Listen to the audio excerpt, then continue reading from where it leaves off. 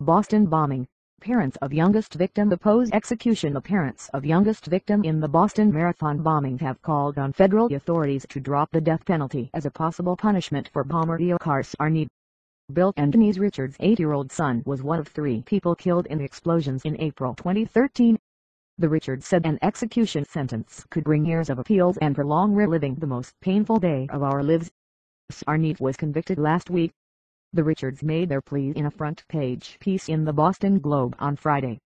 "We are in favor of and would support the Department of Justice in taking the death penalty off the table in exchange for the defendant spending the rest of his life in prison without any possibility of release and waiving all of his rights to appeal," they wrote.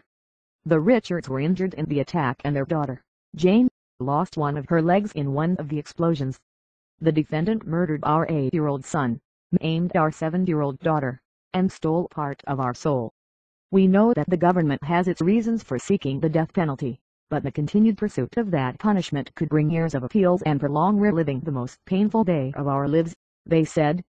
Throughout the piece, the Richards never mentioned Tsarnaev by name, electing instead to refer to him as the defendant. "I care deeply about their views and the views of the other victims and survivors," U.S. Attorney for Boston, Garment Ortiz, said. She refused to go into specifics. Families of other victims have expressed support for the death penalty. The court will begin the penalty phase of the trial on Tuesday, one day after this year's Boston Marathon.